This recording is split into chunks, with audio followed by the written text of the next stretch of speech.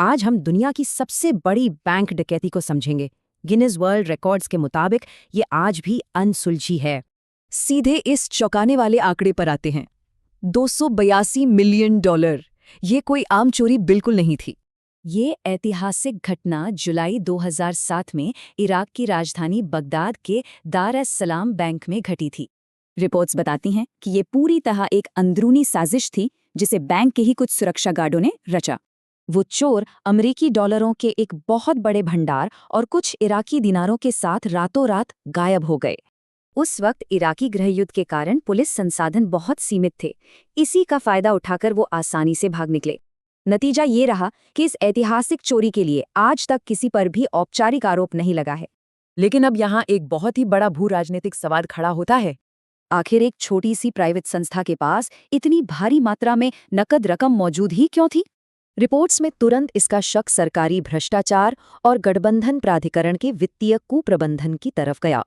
प्राधिकरण ने उस वक्त इराक में 300 टन से भी ज्यादा नकद रकम भेजी थी, जो काफी चर्चित रहा।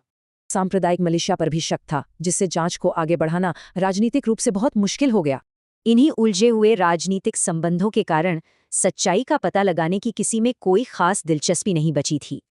अब थोड़ा आगे बढ़ते हैं और देखते हैं कि इतिहास का एक बेहद दिलचस्प पहलू यहाँ कैसे सामने आता है।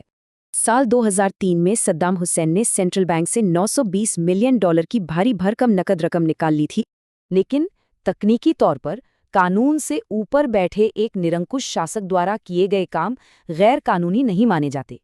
इसीलिए 2007 की बगदाद डकैती ही आधिकारिक तौर पर सबसे बड़ी मान्यता प्राप्त बैंक डकैती बनी हुई है।